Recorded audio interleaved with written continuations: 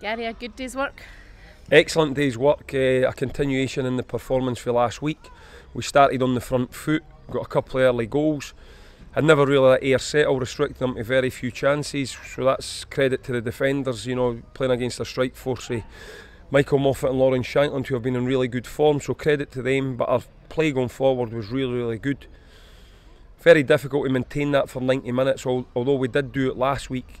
We sort of dipped a little bit in the first 20 minutes of the second half. Ayr had 2 or 3 crosses coming in for the right hand side. However, even during that period we still had a couple of breakaways where the goalie made a couple of good saves. I think Stephen pulled one past the post and the goalie saved one for London.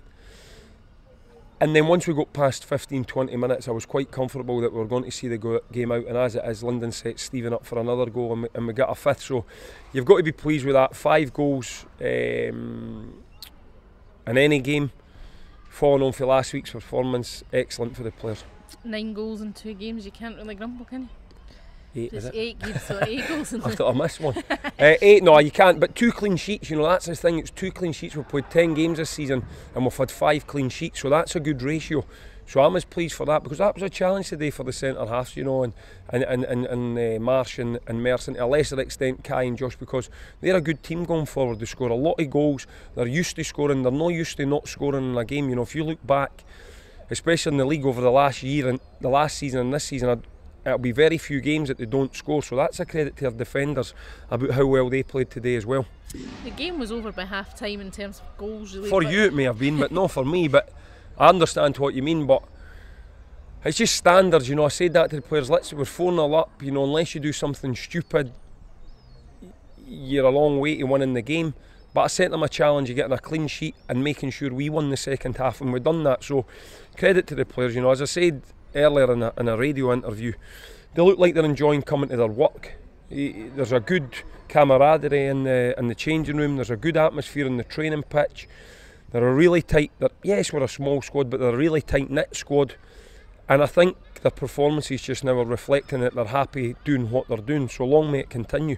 What I was going to say there is, it was kind of over by half time, but you have to manage the game, and they did manage that. They did the kind of awkward side of the game, if you like, in the second half. I think today is generally what happens when a team, 90% of the time in football, if you go 3 or 4-0 up at half time, or you see any team go 3 or 4-0 up at half time, it's very difficult to keep that going. Last week was one of the exceptions where we were a couple of goals up and then we kept going, but in the main it's difficult to keep those performance levels at 90 minutes. I don't know why it's difficult, but and I don't just mean us, I mean if you look at Man United being 3-0 up or Man City being 3-0 up, it's very difficult in the second half to then go 4, 5, 6. So yes, that 20 minutes is understandable from my point of view, and we got through it, as you said, we managed it. Yes, there's things we'll look at, because I don't want 6 or 7 crosses coming into my box, because another day it could be 0-0 and you're not stopping crosses and they could score. However, we weathered that, and then we looked a threat going forward again, and we eventually got a 5th goal. Talked last week about Stephen Dobie and the goals, and 4 this week. He Well, just keeps banging. that's excellent, and Stephen knows what I think of him. I think the fans know what I think of him, but I think this week I'm more going to play the role that London played. I think London had 3 assists for him today. He's a terrific foil for Stephen as a partnership. He can play up top with him, he can play deeper. You know, today we played him a wee bit deeper to make sure that Mark Kerr couldn't set the play for Ayr.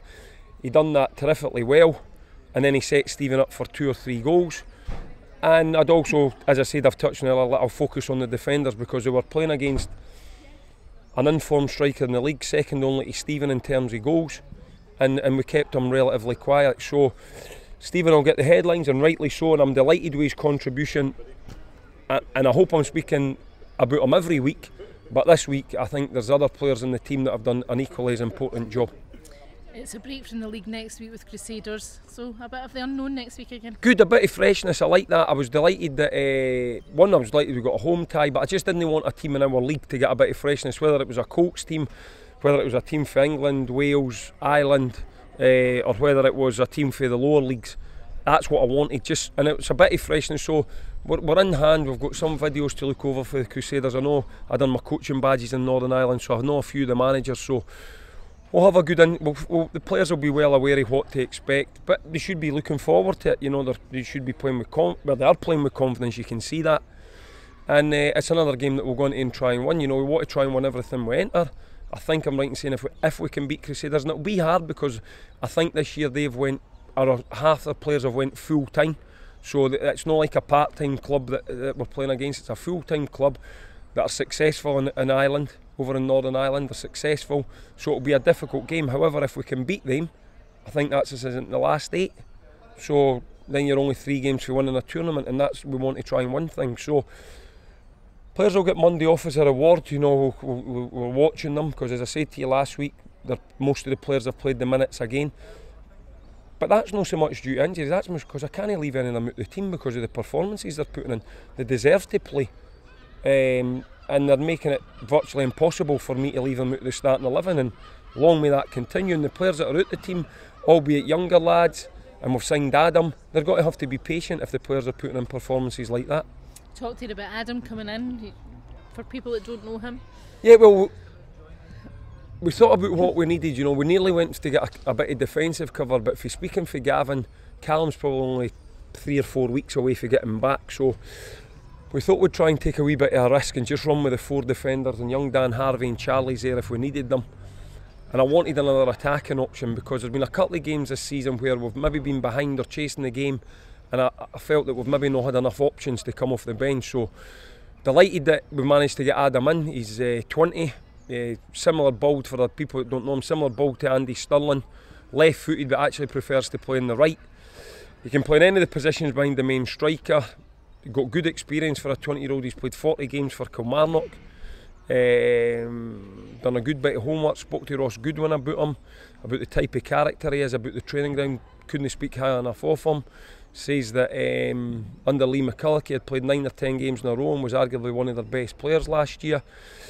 But for whatever reason, speaking to Adam there briefly, you know, he's no featuring under Steve Clark. He went on loan to Livingston last year, which didn't work out really for him, for different reasons. It didn't work out, and he just wants to get back playing football. So I think we've signed a good one that'll boost the squad, that'll keep Andy and Gary and Lyndon and Josh Todd on their toes. But as I say, if the lads keep playing like that, he's going to have to be patient until he gets his chance. And one final word about your assistant manager. Yeah, I can understand that. Listen, me and Dougie, sometimes you get carried away and you vent your frustration at the officials, and you sometimes say something that you shouldn't say.